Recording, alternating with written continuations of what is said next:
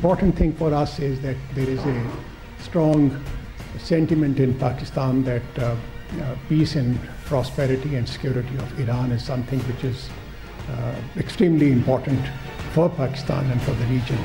And we have very strong reason to believe that Iran is also motivated by the same sentiment that exists in Pakistan. We need to put on fast track all those agreements and understandings that we have reached to address our common challenge related to terrorism in deterrent spirit.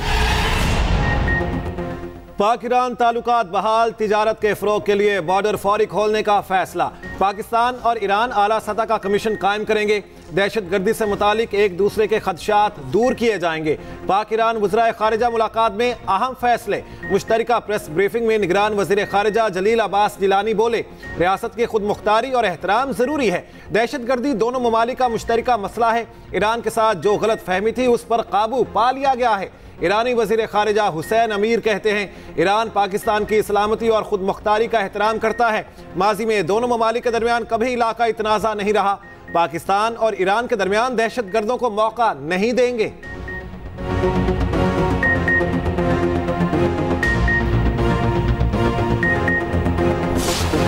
इस सिंध में last line of defence है। इस सिंध पर peoples party already कब्जा कर चुकी है। ये पहला वाकया नहीं है, 3 महीने में ये छठा वाकया है। सोहराब गोट में हमारे निहत्ते साथी को शहीद किया गया। 11 दिसंबर को मच्छर कॉलोनी में 3 साथियों को शहीद किया गया। हमारे कारकुनों ने एक पत्थर नहीं मारा। रहनुमा MK मुस्तफ़ा कमाल की मीडिया से गुफ्तगू, कहा पीपल्स पार्टी के दहशत गर्दों की सीधी फायरिंग की वीडियोस मौजूद हैं। ये सारी कार्रवाई डॉक्टर आसिम के कहने पर हुई। हमने कराची में रॉ से लड़ाई की और उसे खत्म किया। सिंध पर पीपल्स पार्टी कब्जा कर चुकी है। MKM ही आखिरी दिफाई लकीर है।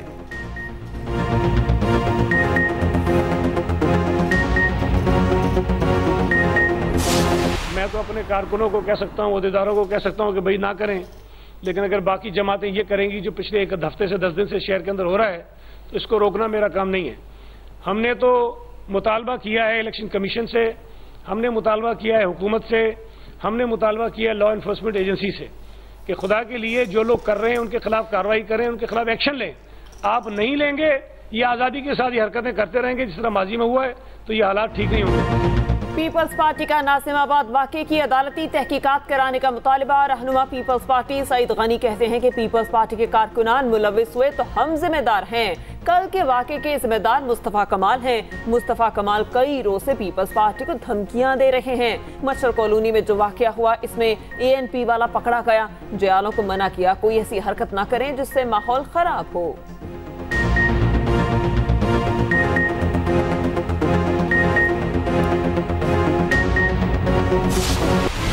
कराची 3 तलवार पर पुलिस और PTI कारकुनों में तसादुम का मुकदमा दर्ज। दहशत गर्दी, हंगामा आराई, तोड़ फोड़, इक़दाम कत्ल और दीगर दफात शामिल। सरकार की मुद्दत में दर्ज मुकदमे के मुताबिक 131 से ज़ायद अफराद ने सोशल मीडिया पर लोगों को उकसाया। शहर के मुख्तलिफ इलाकों से कारकुन रैलियों की शक्ल में 3 तलवार पर जमा हुए। PTI कारकुनान के एहतजाज के बाइस 3 तलवार के अतराफ ट्रैफिक जैम हुआ। मौके पर मौजूद पुलिस अफसरान और एहलकारों ने कारकुनान को समझाया। कारकुनान ने मुंतशिर होने की बजाय पुलिस पर हमला कर दिया।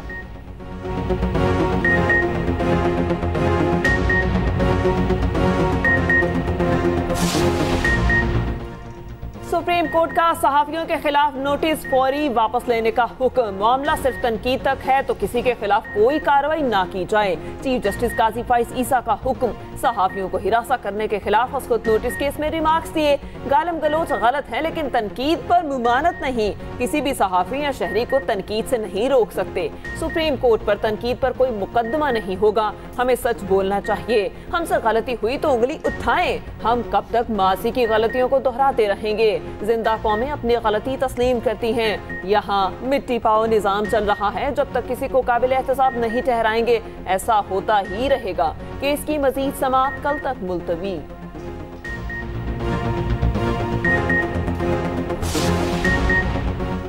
फौजी अदालतें गैर आईनी करार देने के फैसले के खिलाफ अपीलें सुनने वाला बेंच टूट गया। जस्टिस सरदार तारिक मसूद ने खुद को बेंच से अलग कर लिया। सुप्रीम कोर्ट ने नए बेंच की तश्कील के लिए मामला जजेस कमेटी को भिजवा दिया। सुप्रीम कोर्ट ने करार दिया कि मिलिट्री कोर्ट्स में सिविलियन के ट्रायल जारी रखने का हुक्म इम्तना बरकरार रहेगा। यही तो हमने मंशूर में डाला कि एक मुल्क एक दस्तूर एक कानून, एक के लिए एक, दूसरे के लिए दूसरों। हम नहीं एक्सेप्ट करते इस बात को कि हमारे राइट्स के मुताबिक हमारे साथ सलूक किया जा रहा है। बिल्कुल गैर आईनी गैर कानूनी तरीके से वो ट्रायल प्रोसीड किया जा रहा है। हमने अदलिया पे ही एतमाद करना है और कानून के इदारे और आईन के इदारे में रहते हुए ही अदलिया के पास जाना है रिलीफ के लिए। यही कानूनी तरीक़ेकार है। हम बार बार दरख्वास्त कर रहे हैं, बार बार ये दरवाज़ा खटखटा रहे हैं, कभी तो उनको हमारी आवाज़ जो है ना, जिस अंदाज से हम सुनवाना चाह रहे हैं, उनको भी कभी सुनाई दे। एक कौम एक सा कानून, सब होंगे बराबर। पीटीआई रहनुमा बैरिस्टर गौहर ने मंशूर पेश कर दिया। प्रेस कॉन्फ्रेंस में बोले, वजीर आज़म को बराह रास्त आवाम से मुंतखब कराया जाएगा। असेंबली की मुद्दत 4 साल, सेनेट की 5 साल करेंगे। इक़्तिदार में आकर ट्रूथ कमीशन कायम करेंगे। हमें इंतखाबी मुहिम चलाने नहीं दी जा रही। लेवल प्लेइंग क्या, फील्ड ही नहीं दी गई। रैलियां निकालने से रोकने की मज़म्मत करते हैं। हमारी पार्टी और उम्मीदवारों को दीवार से लगाया जा रहा है। मसाइल ही मसाइल हैं, तो इस दफ़ा तो हमने वोट किसी को भी नहीं देना, चाहे कोई भी पार्टी है। जब तक हम ठीक नहीं होंगे, हमें हमारी गलियों को ठीक नहीं किया जाएगा, हमारे मसाइल ठीक नहीं किए जाएंगे, हम वोट बिल्कुल नहीं देंगे। मसाइल हैं, गैस के मसाइल हैं, महंगाई के मसाइल हैं। एनडी 237 कराची का सबसे ज्यादा तब्दील शुदा हल्का। रऊफ सिद्दीकी, असद आलम और रेहान कैसर आमने सामने। हल्के में उर्दू बोलने वाले और मेमन बरादरी का वोट बैंक सबसे ज्यादा। टूटी सड़कें, बिजली, गैस की लोड शेडिंग, नाकिस सीवरेज, बुनियादी मसाइल। 4,13,000 वोटर्स अपने नुमाइंदे का फैसला करेंगे।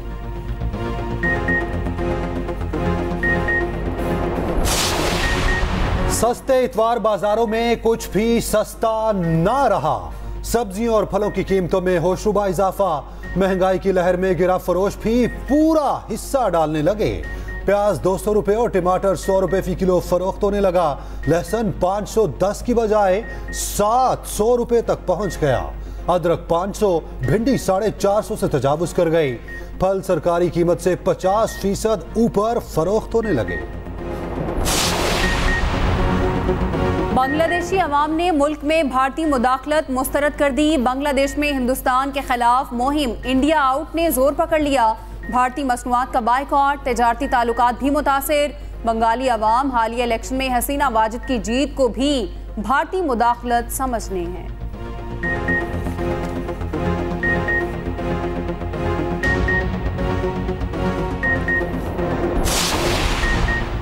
भारतीय रियासत मणिपुर में नस्ली फसादात की ताज़ा लहर। पुरतशद्दुद वाक़यात में एक शख्स हलाक, मुतअद्दिद जख्मी। कोकी और मैती बरादरी में गुज़श्ता साल मई से झड़पें जारी हैं।